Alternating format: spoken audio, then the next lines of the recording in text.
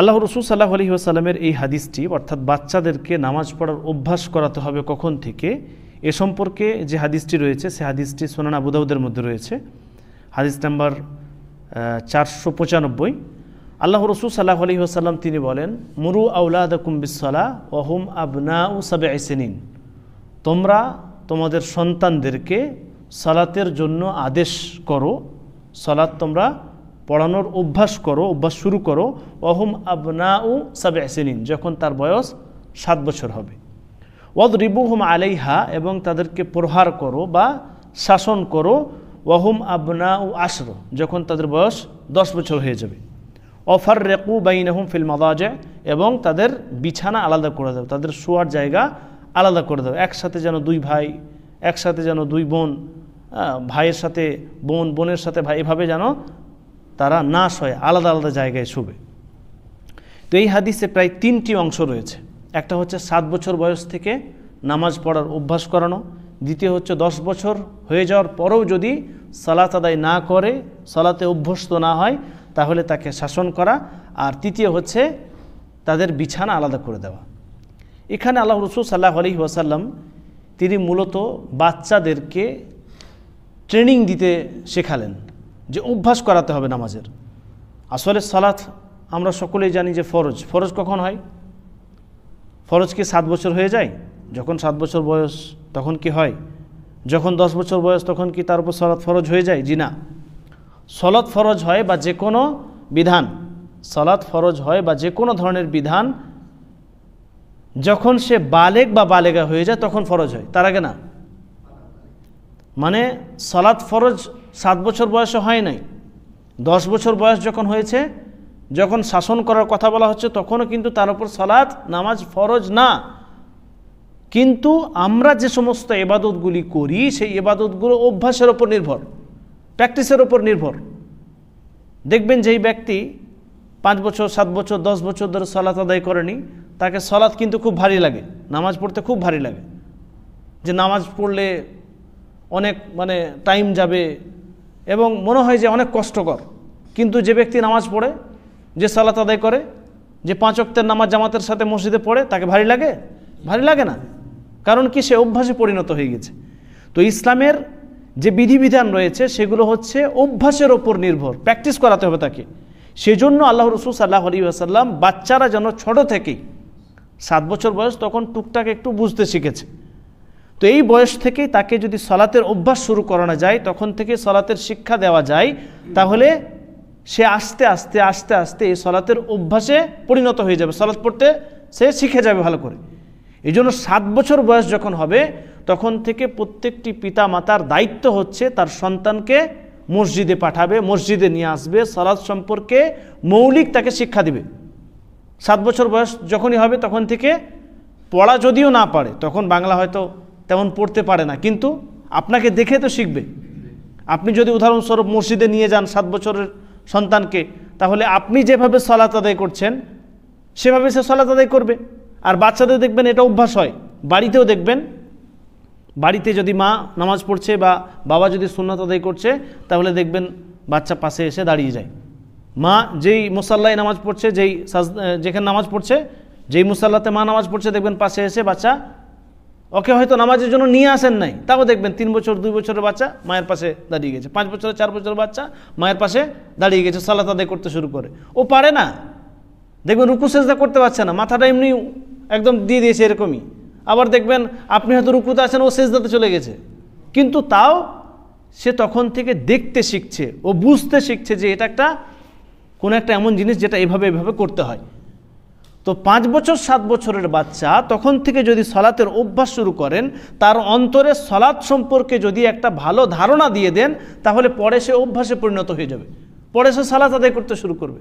ওই জন্য পিতামাতার ওপর আদেশ হচ্ছে তার সন্তান যখন 7 বছর বয়স হবে তখন থেকেই তাকে সালাতের ট্রেনিং দিবে, তখন থেকে সালাতের মৌলিক শিক্ষা, নামাজের যে সমস্ত আরকান, রুকু সেজদা কিভাবে কি করতে হবে, তখন থেকে সে শেখাবে এবং দোয়া দরুদ মুখস্থ করতে শুরু করাবে।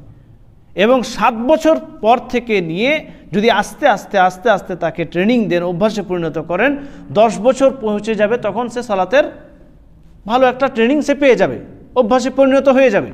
তারপরেও যদি সালাতের অবহেলা পাওয়া যায়, আপনি চেষ্টা করলেন 7 বছর থেকে চেষ্টা করলেন যে তাকে নামাজের শিক্ষা দেওয়া, নামাজে নিয়ে আসা, নামাজ পড়তে আসা, 10 বছর হয়ে যাওয়ার পরেও যদি সে সালাতে অবহেলা করে, নামাজ পড়তে না আসে, মসজিদে না আসে, নামাজ না পড়ে, তাহলে শরীয়তের বিধান হচ্ছে তাকে প্রহার করতে হবে বা তাকে শাসন করতে হবে, তাকে প্রহার করতে হবে বা শাসন করতে হবে। এবার প্রহার বলতে এরকম না যে আপনি মোটা একটা লাঠি নিয়ে তাকে মারতে শুরু করবেন। প্রহার বলতে এটা না যে আপনি একটা বড় এরকম ধরনের মোটা একটা লাঠি নিলেন বা হাতে যা এলো তাই দিয়ে একদম মারতে শুরু করলেন, সে সালাত পড়ে না বলে। জি না, শরীয়তের উদ্দেশ্য কিন্তু এটা না। এখানে যে ওয়াদরিবুহুম আলাইহা, এর উদ্দেশ্য কিন্তু এটা না যে তাকে এমনভাবে মারতে শুরু করেন যে প্রচুর পরিমাণের তার আঘাত লেগে যাবে। বা অনেকেই দেখবেন এরকম ধরনের, মানে এই হাদিস থেকে জানি না আল্লাহু আলাম তারা কিভাবে বুঝেছেন, এইভাবে তারা বলতে শুরু করেন যে 10 বছর বয়স হয়ে গেলে নামাজ যদি না পড়ে তাহলে মারতে মারতে বাড়ি থেকে বার করে দেন। কে, কোন বলেছে, কোন হাদিসে আছে? কোথাও তো নেই এরকম, এরকম তো কোনো হাদিসে নেই। এই হাদিসে কি পড়লেন এখানে যে ওয়াদরিবুহুম, এটার অর্থ এরকম না যে তাকে মারতে মারতে আপনি ঘর থেকে বার করে দেন। এমনকি দ্বিতীয় যেটা অংশ অফাররিকু বাইনাহুম ফিল মাদাজি, এটার অর্থ অনেকে এরকমভাবে উল্লেখ করতে শুরু করেছেন বা উল্লেখ করেন, অনেকে এইভাবেই বুঝেছেন যে তাকে বিছানা আলাদা করে দিতে হবে, মানে তাকে ঘর থেকে বার করে দিতে হবে। এরকম উদ্দেশ্য না শরীয়তের। শরীয়তের সৎ উদ্দেশ্য, আল্লাহ তাআলার উদ্দেশ্য কি এখানে? রাসূল সাল্লাল্লাহু আলাইহি ওয়াসাল্লাম তিনি যে বললেন যে 7 বছর বয়সে তাকে প্র্যাকটিস করাতে হবে, অভ্যাসে পরিণত করতে হবে। 10 বছর বয়সে তার এখনো পর্যন্ত সালাত ওয়াজিব হয়নি, তার উপর ফরজ হয়নি, কিন্তু শাসন করতে হবে। এবার শাসনটা কীরকম? এরকম শাসন তাকে করতে হবে যেরকম প্রয়োজন, এতটুকু শাসন করতে হবে যাতে সে সালাত আদায় করতে শুরু করে। তার অর্থ শুধু এটা না যে লাঠি নিয়ে মারতে শুরু করা, জি না। 10 বছর বয়সে মানে একদম লাঠি নিয়ে মারতে শুরু করবেন, এটা কিন্তু শরীয়তের উদ্দেশ্য না। শরীয়তের উদ্দেশ্য হচ্ছে শাসন করা, যাতে করে সে সালাতের অলসতা যেটা রয়েছে সেটা যেন না থাকে, সালাত পড়তে শুরু করে, নামাজ পড়তে শুরু করে। এবং তৃতীয় যেটা অংশ সেটা হচ্ছে যে তাদের বিছানা আলাদা করে দিতে হবে। মানে 2 ভাই একসাথে শুবে না এক চাদরের নিচে, ভাই বোনের সাথে এক চাদরের নিচে শুবে না। কেন শুবে না? কারণ কি? কারণ হচ্ছে যখন 10+ হয়ে যায়, 10 বছর বয়স হয়ে যায়, তখন সে বালেগ যদিও না হয় বা বালেগা যদিও না হয়, কিন্তু বুলুগাতের কিছুটা তার মধ্যে চলে আসে, মানে সে কারিবুল বুলুগ হয়ে যায়, বালেগ হওয়ার কাছাকাছিতে পৌঁছে যায়। তখন তার একটুকু অনুভূতিটা চেঞ্জ হতে শুরু করে। 10 বছর বয়সে তার অনুভূতি, ভেতরের যে অনুভূতি সেটা চেঞ্জ হতে শুরু করে।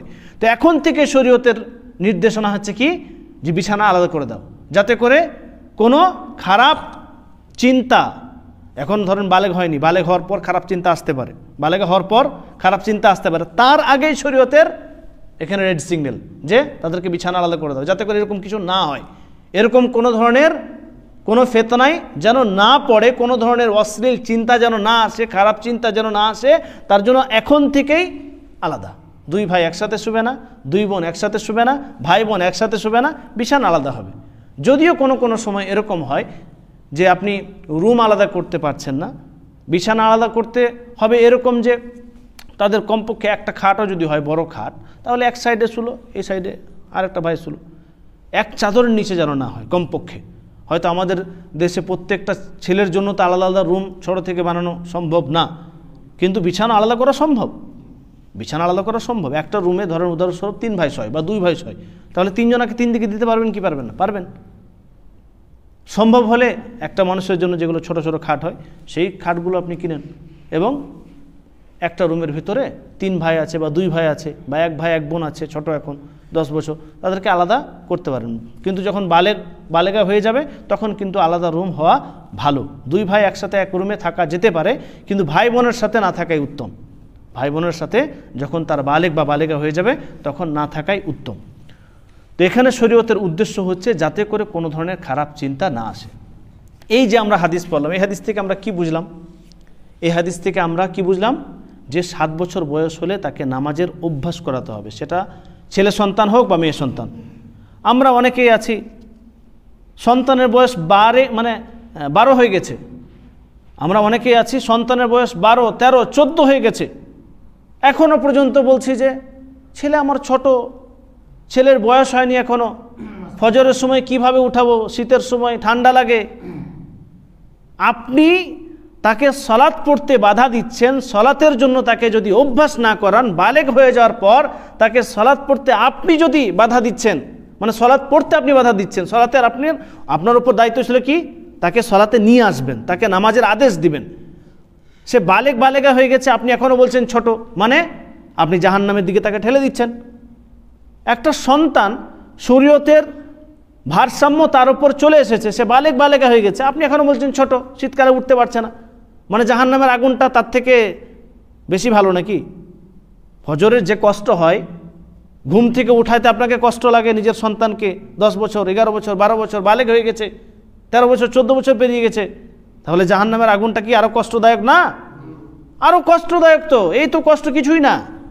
এখন থেকে যদি অভ্যাস না করান, পরে হয়তো আপনি বলবেন মসজিদের ইমামকে গিয়ে যে আমার সন্তান 14 প্লাস হয়ে গেল, 15 প্লাস হয়ে গেল, 16 প্লাস হয়ে গেল, এখনও নামাজ পড়ে না, ইমাম সাহেব একটু চেষ্টা করেন না।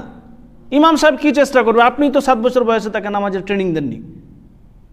কোনো শেখকে বলে কি করবেন? কোনো উস্তাদকে বলে আপনি কি করবেন?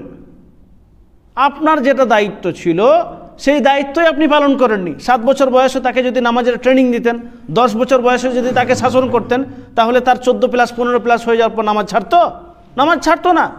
আপনি তো তাকে অভ্যাস করাননি। এই জন্য শরীয়তের যে নির্দেশনা, শরীয়তের যেটা আদব, শরীয়তের যে বাচ্চাদেরকে লালন পালন করার যে বিধিনিষেধ, সেগুলো যদি আপনি শুরু থেকে মানতে শুরু করেন, তাহলে সে ভালো কাজে অভ্যাস হয়ে যাবে। তার ভালো কাজ তার জন্য সেটা ভালো মনে হবে। ওই জন্যই ছোট বাচ্চা যখন থেকে সে কথা বলতে শুরু করেছে, তাকে লা ইলাহা ইল্লাল্লাহ শেখান, তাকে আল্লাহ তাআলা সম্পর্কে ধারণা দেন, রাসূল সাল্লাল্লাহু আলাইহি ওয়াসাল্লামের জীবনী পড়ান, তাকে শোনান, ইসলামের বিধিবিধানগুলো তাকে বুঝান, আল্লাহ তাআলা আমাদেরকে কেন সৃষ্টি করেছেন, দুনিয়াতে আসার আমাদের উদ্দেশ্য কি সেটা বুঝান। যদি ছোট থেকেই শুরু থেকেই যদি আপনি তাদের মন মস্তিষ্কে এরকম আকীদা, এরকম ধারণা, ইসলাম সম্পর্কে ধারণা, আল্লাহ তাআলা সম্পর্কে, রাসূল সাল্লাল্লাহু আলাইহি ওয়াসাল্লাম সম্পর্কে যদি ধারণা ঢুকিয়ে দেন, তাহলে বড়তে কোনো অসুবিধা হবে না। আমরা বলি যে ইসলামী শিক্ষা প্রত্যেকটি সন্তানের জন্য জরুরি। তো এটা আপনি যদি অভ্যাস না করেন তাহলে কিভাবে হবে? আপনি যদি অভ্যাস না করেন তাহলে কিভাবে হবে? মক্তবে পাঠান, তাকে যে মাদ্রাসাতে ভর্তি করতে হবে, 13 বছর 14 বছর হয়ে গেলে অমুক মাদ্রাসায় দিতে হবে, এটা জরুরি না। অবশ্যই মাদ্রাসায় পড়ান, দ্বীনি শিক্ষা দেন, সেটা আলাদা ফজিলত আছে, অবশ্যই আছে, সেটা অবশ্যই উত্তম শিক্ষা। কিন্তু কমপক্ষে তাকে দ্বীনি শিক্ষা তো দিতে হবে, তাকে সালাত সম্পর্কে তো শিক্ষা আপনাকে দিতে শুরু করতে হবে। সেই জন্য হালাল হারামের পার্থক্য করতে পারে এতটুকু শিক্ষা তো তার মধ্যে থাকতে হবে, এটুকু তো জরুরি। তো মৌলিক শরীয়তের শিক্ষা আপনি যদি দিতে শুরু না করেন নিজের সন্তানকে, তাহলে বড় হয়ে কিন্তু তাকে আর পারবেন না। কারণ তার মন মস্তিষ্ক যখন একদম ছোট ছিল, যখন কিছুই ছিল না, ব্রেন মস্তিষ্ক খালি ছিল, তখন আপনি ইসলামী চিন্তা দেননি, ইসলামী শিক্ষা দেননি। বড় হয়ে তো ইসলামী চিন্তা নেবে না, কারণ সেই সময়ে সে অন্য কিছু চিন্তা নিয়ে চলে এসেছে। যখন তার 13 বছর 14 বছর বয়স, আপনি তাকে ইংলিশ শিখিয়েছেন, তাকে আরও বাংলা শিখিয়েছেন, আরও বিভিন্ন ভাষা শিখিয়েছেন, সে স্কুলে গেছে, কলেজে গেছে, বন্ধু বান্ধবদের সাথে মিলেছে, বিভিন্ন ধরনের ধারণা, বিভিন্ন ধরনের আকীদা, বিভিন্ন ধরনের পড়াশোনা সব কিছু নিয়েছে, কিন্তু ইসলামী শিক্ষা দেননি আপনি। ইসলামী শিক্ষা নেই নিছে। তো ইসলামী শিক্ষা যদি না নেয়, যার শুরুয়াতটা ভালো শিক্ষা দিয়ে যদি না হয়, তাহলে পরে কিভাবে শিক্ষা দিবেন? আল্লাহ তাআলা চাইলে অবশ্যই তাকে হিদায়াত দেবেন, সেটা আলাদা বিষয়, কিন্তু আপনাকে শুরু করতে হবে, প্র্যাকটিস করানো। ওই জন্য 7 বছর যখন বয়স হবে, 7 বছর যখন বয়স হবে, তখন সন্তানকে অবশ্যই আপনি মসজিদে পাঠান, মসজিদে নিয়ে আসুন, মক্তবে পাঠান, ইসলামী চিন্তাধারা তখন থেকেই শুরু করুন, পড়াশোনা তখন থেকে যেন শুরু করে, তখন থেকে আপনি তাকে শিক্ষা দিতে শুরু করুন যে নামাজ এভাবে পড়তে হবে, রোজার সময় রোজা যখন আসবে তখন 1-2 করে তাদেরকে অভ্যাস করান, যাতে করে বড় হয়ে বা বালেগ বা বালেগা হয়ে যেন এটাতে কোনো অসুবিধা না হয়। আল্লাহ তাআলা আমাদের সকলকেই তৌফিক দান করুন, আমিন।